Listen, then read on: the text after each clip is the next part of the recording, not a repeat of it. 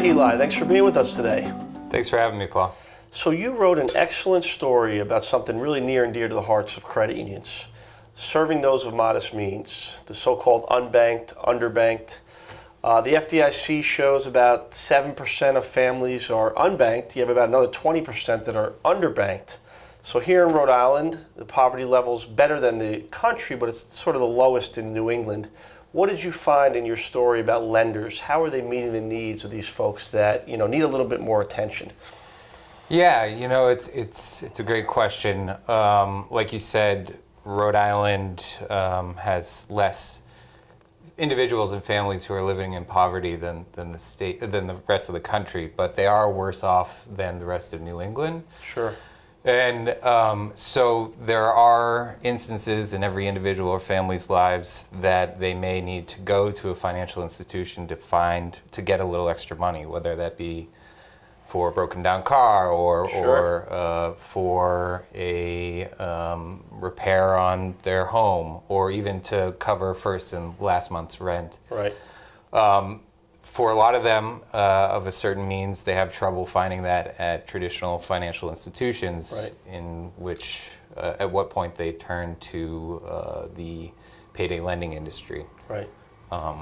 In Rhode Island, specifically, the interest rates that are associated with the payday lending industry are much greater than anywhere else in New England. Sure.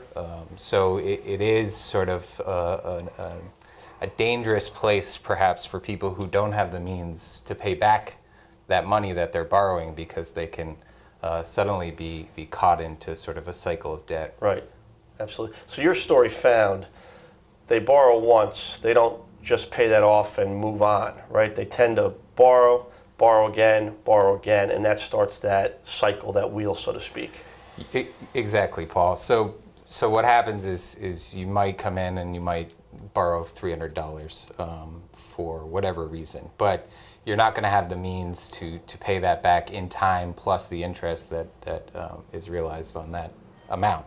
So what you end up doing is either rolling over the loan or actually having to go in and borrow more to pay off the first one. So that right, quickly can turn a $300 loan into a $800 payment. Sure.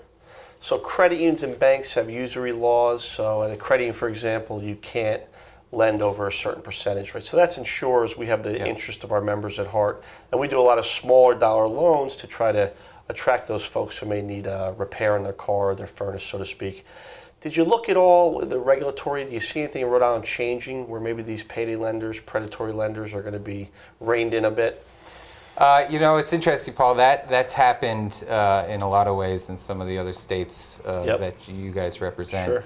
In Rhode Island, it hasn't yet. The amount, the interest that each of these loans is capped at is just extraordinarily high here. Can't remember the exact number. Right, I'm going to have to look it up for you. Research. But, right. It can exceed 260%. Yeah. So, it's in Connecticut, for instance, is 23, or I'm sorry, in Massachusetts it's capped at 23%. Yep. So that's a huge disparity between the two numbers. Now, the issue is that sometimes with these borrowers, they might be what banks, traditional financial institutions, consider subprime borrowers. And the regulatory requirements for traditional financial institutions to lend to these type of borrowers is quite strict, right, especially in a post-2008 financial crisis that happened, and all the regulations that came in wake of that. So they're sort of stuck between a rock and a hard place, even if they want to go to the financial institutions, the traditional ones, to get perhaps a better loan.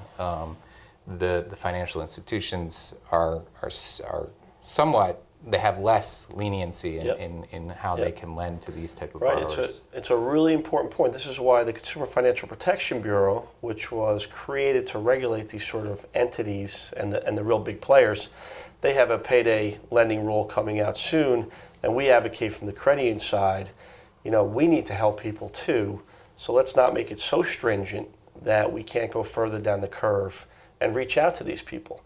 Because you're right, there is a certain risk profile when you get to that really, really underbanked person who just doesn't have the history of credit. So I know you talked to some credit unions in your story, and we pride ourselves on trying to do some of those small dollar loans. And I think you heard, but maybe you could speak to this. Credit unions speak a little bit about getting those people to trust you, to start working with you, and to find you is even a challenging thing. Yes. So we spoke with Navigant Credit Union, which is probably the best example, and they've launched a few different initiatives, programs in which they're really trying to address or reach out to this population specifically, and they're offering a couple of different products and services to try and offer an alternative to payday lending, which is in itself an alternative to the financial institution. So it's a bit of a playback. And just sort of to go back to it, this is something that financial institutions were born off of, sort of small amount loans that were community members would bring in and put into the bank and then borrow against each other. And Bank of America, I mean, some of the huge financial players in the country were born out of this way. So what Navigant is doing is to some degree a return to the most basic form of what banks and financial institutions are supposed to do. And obviously credit unions' roots are the cooperative roots where people couldn't get credit. Up in New Hampshire where St. Mary's Credit Union, the first credit union was formed, French people there could not get the access to credit they need. So that exactly is like going back to the roots. I think one of the things you think about when you talk about the underbanked and the unbanked is, what are their future prospects for economic growth, job growth? When you look at Rhode Island, do you see, I know the governor's tried to do a lot of things to move the economy forward. What do you see in your financial reporting? Are we seeing an uptick here? Do you see some positive things coming? Or from a financial services point of view, I would say that there has been more robust activity, especially in lending. And whether that be real estate, commercial real estate, there have been more deals being made. I think volume is higher here. And all of that lends itself to a chain of economic activity, whether it be from development or people borrowing money, and that's all good signs for the state, I would say. Sure, great. So one of the things we think about Rhode Island is credit unions serve about 380,000 of the residents here, and we think there is a better opportunity when a consumer wakes up to credit unions. So we're trying to promote better values, better banking. One of the things about values of credit unions is not-for-profit cooperatives. We don't have to earn a lot of money to pay back shareholders, so that's part of our value proposition. So your article really hit a chord with us, and that's why we wanted to participate and have you on today. Will you be doing any follow-ups on this article? What do you see going forward on the reporting in this area? Yeah, it's interesting. A perennial issue, especially at the State House, is looking at this interest rate and trying to perhaps rein it down to something that is at least on par with neighboring states. The legislation this year ended without anything moving forward, as has been the case for every year going back for recent memory. So that's certainly something that we are keeping an eye on.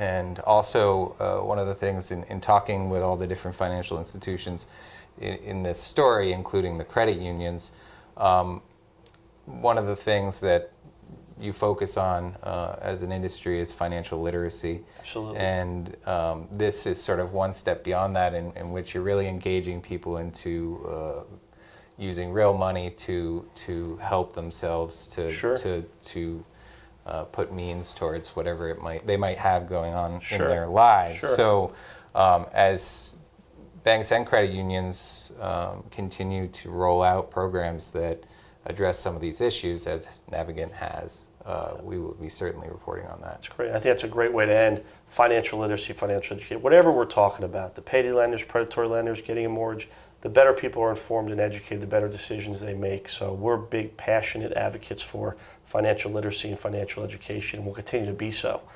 So Eli, thank you so much. I think you gave some great perspective on this great piece. I think it's a real service to the community here in Rhode Island, this kind of reporting, so we really appreciate what you're doing. Thank you, Paul. I really appreciate it. Thanks a lot.